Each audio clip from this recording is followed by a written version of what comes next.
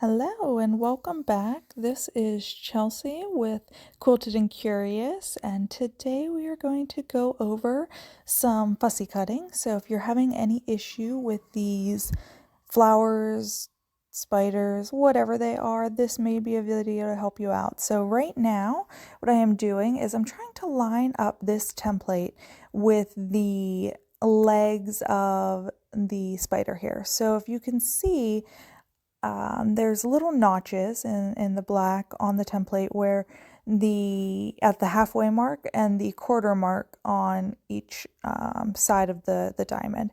So to get that perfect circular look, you want to make sure that your template is symmetrical. So those marks are going to be vital as far as cutting out your template here. So if so what I'm doing is, I'm just marking it so then we can use the acrylic here in a second. If you are interested in this little fussy cutting template, you can find it on my website, quiltedcurious.com. I have a link to it in my Instagram. I do not believe there's a link on my YouTube channel, but I will see if I can put a link below here. But definitely I'll put a link to my Instagram.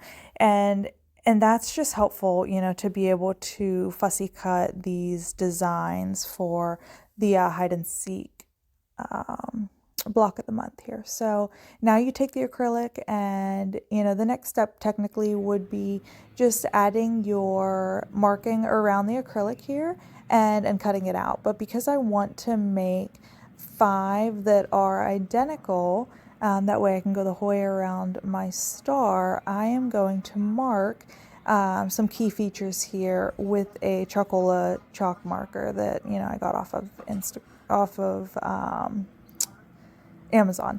So just mark some key features. Don't overmark. If you overmark, you're going to have an issue being able to see the fabric underneath. So what I like to do is I like to mark a few things just going in different directions and kind of in different quadrants of the template.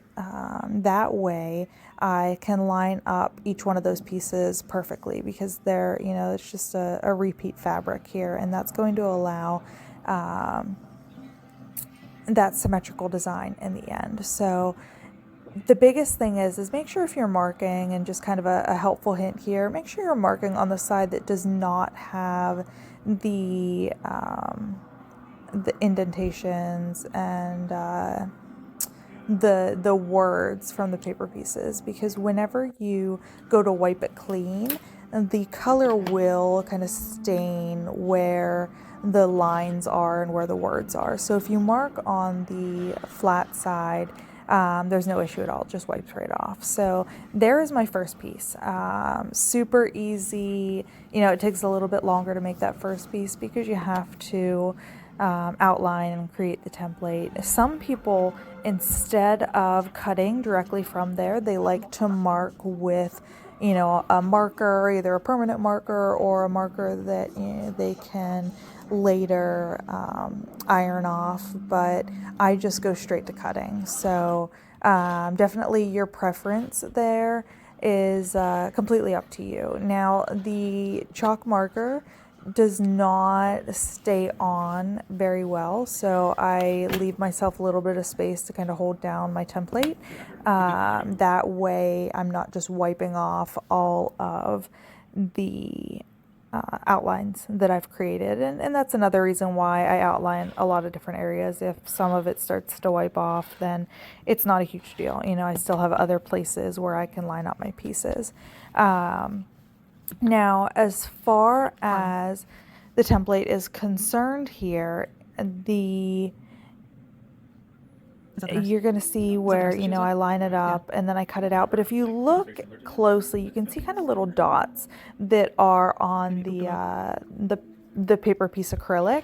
And some people will take and they will use a marker. It has to be one that you can either wipe away, or on a fabric marker that you can iron off, but they will mark inside of those dots. That way, whenever they go to base their pieces later, they have kind of those four corners. So if you look, there's the little holes in each four corner of the acrylic, and that's where they mark. That way they can put their paper piece right on it. Now, I've never had good luck with that. It always seems to just be the tiniest bit off, and then my pieces are off. So I like to just mark my first or baste my first piece, and then I use the landmarks from basting it to kind of move on to the other four pieces, or however many pieces you need to make your star. And we'll go over that in a future video. I'm not going to baste these in this video. I'm just cutting. So definitely something that we can go over later. I just wanted to get this video out. I had put bits and pieces of it on Instagram, but I wanted to get this video out just in case anybody is struggling right now with their